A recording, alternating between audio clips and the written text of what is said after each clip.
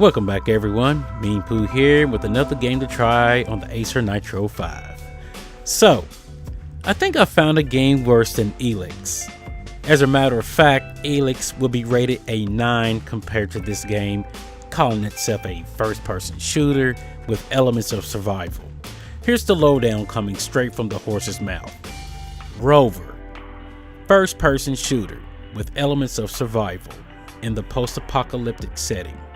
The world many years after the Third World War is an endless zone of alienation in which there are a handful of people, some of whom are trying to survive and others to survive at any cost. It is a desolate world in which the law of the jungle again operates.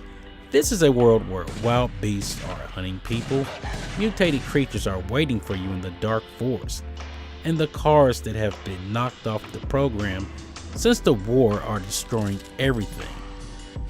However, it was rumored that in the West, the old life was reviving, which only the great-grandfathers remember. That again, there are, and the sentence did read, that again, there are safe places where there is food, water, and a roof over your head. There and sent the main character. And that's also how it read. It's not me messing up the sentence. In search of the great city in which the old life revives. However, on the way to his goal, he faces many obstacles. Wild hungry animals, raiders, mutants, hunger, and thirst. Explore. Help others survive. Hunt. Kill the enemies. Survive. So, let's start with the easy stuff. It looks somewhat decent. You start off in what seems to be land that was damaged by war and could possibly be in a recovery stage. There is wildlife such as deer and bears, with wolves being the dominant creatures that I saw. There are tents and buildings in the background, and a big airplane that looked like it was pulled straight from PUBG. There seems to be a continuous lightning storm going on, maybe caused by some sort of radiated attack. I'm not sure, but that's just what it looks like. The weapon sounds are good, and even the hand that holds them. Character models of the scientists look okay, as well as the animals that I saw. The clouds move and have a great color to them, and the grass is not bad either. This is as much praise that I'm going to give this game. I understand that this is an indie game and it looks as though it was put together by maybe no more than 2 to 3 people. With that said, let's look at the bad. The most annoying thing is that the character feels like you're a midget. The grass seems like it comes to the top of your head. This might be good for hiding, but don't hold your breath. Ducking is pretty much worthless, as when it's activated, it reminds me of a person lowering their head to bow. It's not much of a duck. The characters can get stuck on twigs and random elements on the ground. There is water in the game and it doesn't look bad. I tried to take a swim and my character just kept walking like he was still on land. I didn't see any sea life, but there were plants under the water. Aiming feels sloppy. I can't explain it. It's like you're using digital controls, even when you're using a mouse.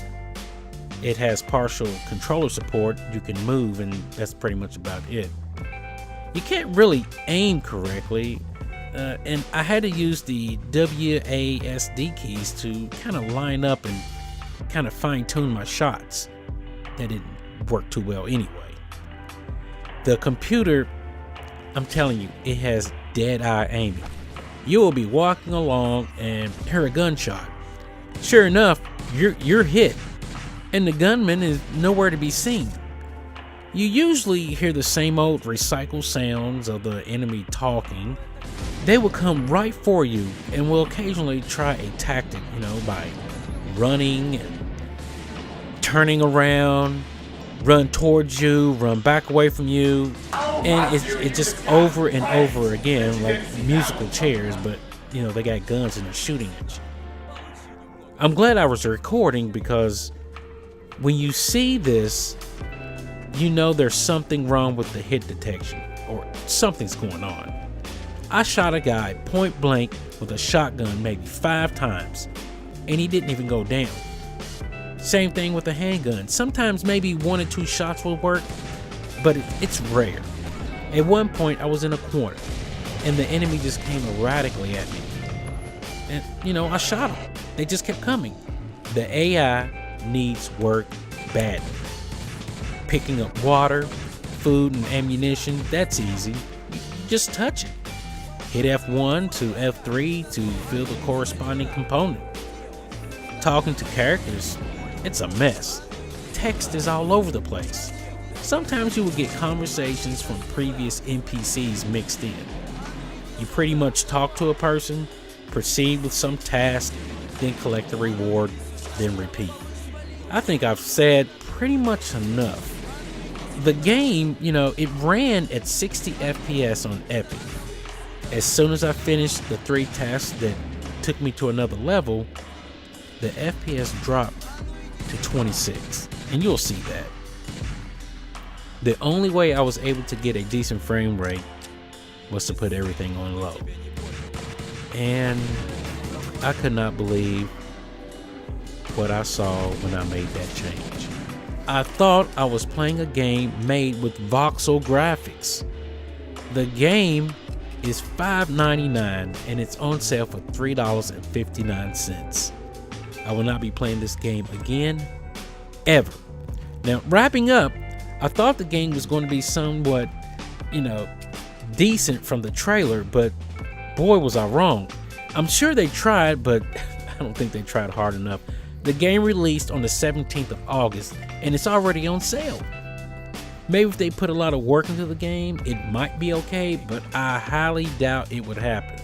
Also, what's up with those positive reviews on Steam about this game in early access? What were they smoking?